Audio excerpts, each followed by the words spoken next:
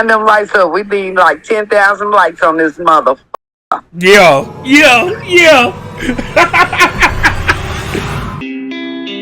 Fuck all that talking, we gon' get them straight. I'm in the trenches damn near every day. I get the money. What's up, Stardom crew? It's yours truly, Snorted. Right now, but to get into that story of JayDaYoungan, and it's kind of behooving. I just learned that word, behooving, that we had to wait till JayDaYoungan pass away till we even get to like a documentary like this, man. And hopefully they touch on some details of the whole JayDaYoungan situation. The reason y'all ain't see me make a video on the day of, and you know what I mean, all of that, is because like the last video I can vividly remember doing of JayDaYoungan was 23 Island. That's the last video I remember doing, and I think his label blocked it worldwide. You know, and whoever be doing this reacting stuff, no. Once you take your time and do a video and edit it up just to find out it get blocked, you got this little rule that I ain't doing no more of his music. And I think that's what happened. Why I didn't do no more of JayDaYoungan music. Honestly, if y'all request the artist heavily and y'all still don't see the video, 9 times out of 10 is blocked. I did it and got blocked. Like Lil Key with Lil Baby, blocked. Anyway, what I'm trying to get to is, man, R.I.P. JayDaYoungan, man. It's a sad story. Him and his father, both gunned at, you know. I was seeing the news as it was coming in just like y'all, but like, I don't know. I be doing stuff and I just peep Instagram for like a good hot second and just kind of keep doing what I gotta do. So I don't really retain none of the information. I don't really like process it, you know. When the reports first came out, I was like, oh, he's still alive. He just in critical condition, you know. So yeah, but let's go and get into this video, man. Enough of me rambling. Anna, who was tragically killed on July 27th. He was only 24 and lives a wild life that was full of ups and downs. This is the true story of JayDaYoungan. On July 27th, police in Jay's hometown of Bogalusa, Louisiana, responded to a call of a shooting. When they pulled up to the scene, they found that one of the victims had already been rushed to a local hospital, and another victim was still at the site of the shooting in critical condition. While they were trying to figure out what went down, another shooting happened nearby, and police think they might be related. Why one went to the hospital and another one stayed there in critical condition? There's certain things I just cannot wrap my head around. You know? Later that night, the Bogalusa... I'm pretty sure somebody in the comments is going to break it down for me. And, hey, by all means, help yourself. Police department issued an update on Facebook confirming that JayDaYoungan had been shot and killed, and one of his family members was the second victim. Jay's dad is allegedly the second victim, but it ain't been confirmed yet. Luckily, his family member survived and is in stable condition, but Jay tragically passed away.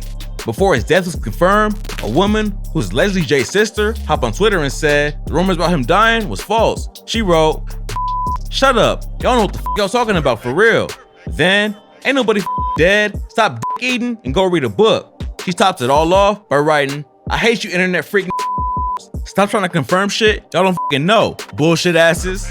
Apparently, Jay was still alive at the time, but unfortunately, things took a turn for the worse and he passed later that night. The mayor of Bogalusa, Wendy Perret, put out a statement asking for help from Jay's hood.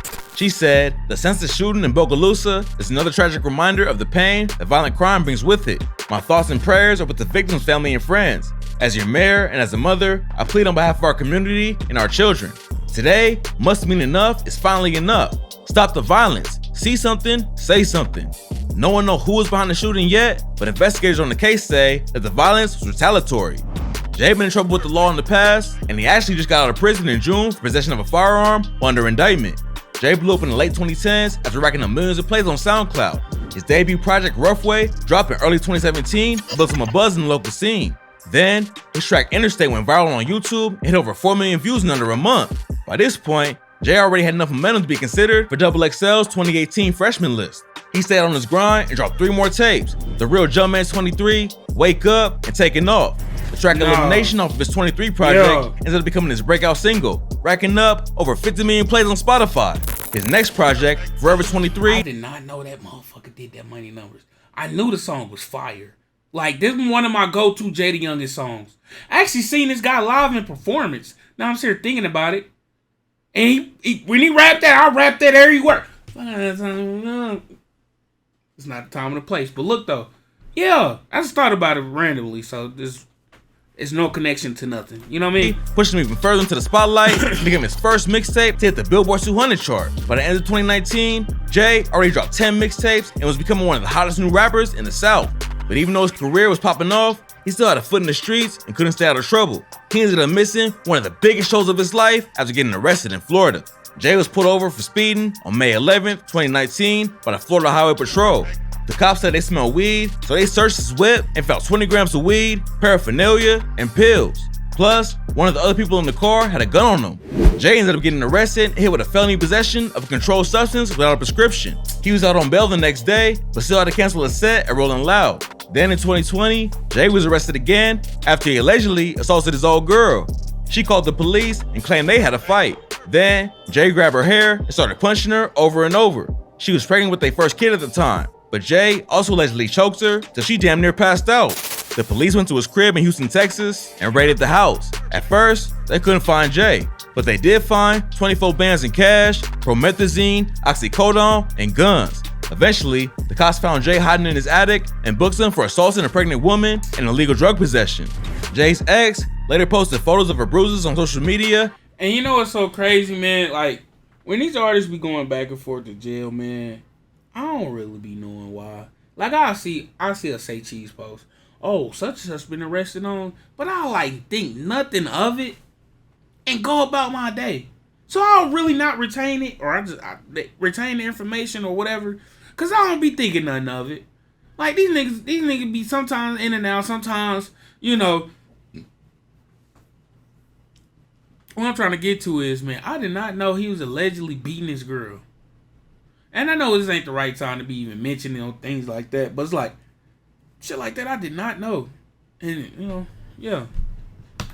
After getting into an argument with a rapper named Cuban Doll, his ex tagged Cuban Doll and said, "This what I'm blackmailing them on? This what the little joke was about on live," with pics of her black eye and bruises on her neck and body.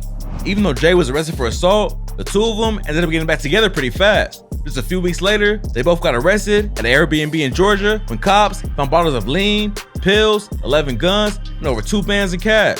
They both got hit with narcotics possession, tampering with evidence, and possession of a weapon. But it ain't in there. Later that year, Jay got arrested for domestic violence again after he allegedly attacked his girlfriend. According to the police report, Jay punched, pushed, and grabbed her, which left visible marks and scars. The cops charged him with battery, family violence, and 3 felony fugitive from justice charges. Then, in August 2021, Jay got arrested for driving recklessly at a high speed with his passenger door open. When the cops pulled him over, they found a woman in the car with him and a baby on her lap without a seatbelt. They cited him for careless operation of a vehicle, no child restraint, and driving with a suspended license. This was a serious case. What happened a month later was way worse. On September 16, 2021, Jay got hit with accessory to second-degree murder and obstruction of justice charges related to a deadly shooting that happened in 2020. Jay posted a video of himself getting arrested and captioned it with, "I only want to change my city. Judgment of unreliable sources ain't right. I'm an artist, not a statistic." Rumors started flying about what the arrest was for, but eventually, more info was released about what went down. The murder happened at a birthday party in Louisiana for a woman named Big Ray. She hired some local club promoters to help bring in a crowd, and over 100 people showed up to the party on August 8th, 2020. At around 8 p.m. that night, a group of dudes pulled out automatic weapons and started dumping shots into the crowd. 3 people got hit during the shooting, and unfortunately, one of them died from their injuries. She was a 21-year-old from New York named Zion Hutchinson, who was staying in Baton Rouge at the time. A few days after the shooting, the police arrested a 30-year-old named Brandon Perry and a 23-year-old named Tommy Diamond for second-degree murder and 2 counts of attempted murder. Then, a dude named Craig Brown got booked too, but Brown wasn't a shooter. He was just a club promoter who they charged with possession of illegal drugs with intent to distribute, negligent homicide, and 2 counts of negligent injury. Even though he wasn't involved with the shooting, cops still thought he was responsible because he helped run the event. Then Big Ray was also arrested and charged with negligent homicide and negligent injury because the shooting happened at her party. Eventually, the cops tracked down 2 more alleged shooters in Texas and Montana.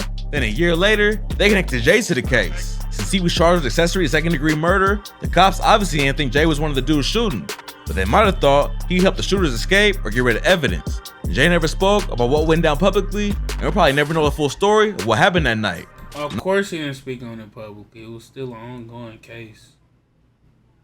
Like, what? And here I'm thinking this about to be a story of JayDaYoungan. All dude talked about was his criminal record. Literally. He touched on the situation in the beginning. I'm thinking, I guess ain't nothing too much be known before he actually started rapping. He did kind of touch on his drops and mixtapes and what songs got popular quick. But I feel like that was all touched on within 2 minutes. Then the rest been nothing but criminal background. Another time Jay made headlines was back in 2019 when he got his chain snatched at a show in North Carolina. A video leaked online showing Jay getting in some kind of fight. Then later, another video is posted where an unknown dude holds an ATK chain. Someone yells out, "Tell him come get this shit." Then the dude holding the chain says, "F that JayDaYoungan." Jay wasn't an official member of ATK, but he was close with Young and Ace, and they had a collab project together, so Ace gave him a chain to show love. A few days after it went down, Jay hopped on Twitter and said, "If you don't know facts about a situation, don't speak on that shit. And I'm so solid, can't shit phase or break me. I'm built for this." Then, Young and Ace got involved and told the thieves they had 1 hour to give Chain his chain back. The dudes obviously knew Ace wasn't the one to play with. And not long after, Jay hopped on IG to show everyone he got his chain back. The next day, rumors started flying that the dude who took it got chipped.